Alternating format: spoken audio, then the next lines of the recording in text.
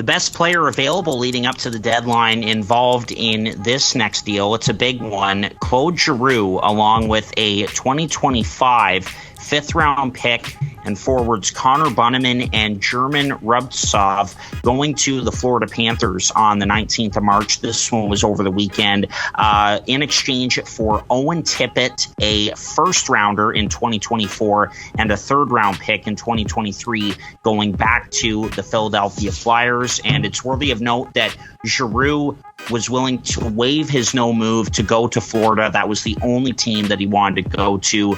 Thoughts on this one?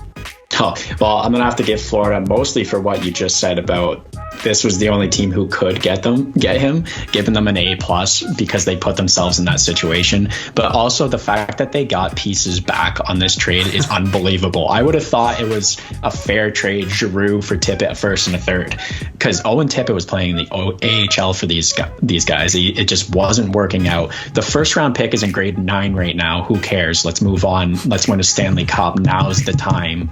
And a third round pick in 2023. That's an absolute steal for such a good forward in Claude Giroux. Like, this guy is still an all-star at his age. He's still going to put up points for them. He's been there before. He's got the experience. Time to win a cup for Claude Giroux. Love it for them. So for Philadelphia, if I'm giving Florida an A+ here, I'm giving Philadelphia like a C- for this trade.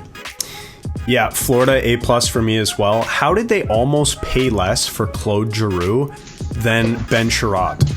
Like, literally, the return is very similar. You got a first-round pick in there, you've got a third, and then, of course, Owen Tippett going the other way for this Giroux trade. But, wow, guys, like, the thing with this is, like you said, the Flyers were kind of handcuffed, but at the same time, you're not forced to make a trade. Like, I know you want to do right by your player, but you're not forced to make a trade. That's why I gave him a C- and not a D. Exactly. Because they could only trade to Florida. Yeah. I gave him a C-, but without that little tidbit, this is like an F. Oh, it's terrible. And I said the moment it happened in our group chat, I said Chuck Fletcher is the worst GM in the entire NHL. Now I've conceded I think he's second, and number one is Pierre Dorian for the worst GMs in the NHL. And sorry, any Sens fans listening, but it's not good, and we'll get to that. But yeah, so I'll give the Flyers, what did I say for the Flyers here? A C? Like, I guess I'll settle for that. Maybe a D. Like, it's not good, but they were handcuffed, so that is something. But again, you don't have to make a trade.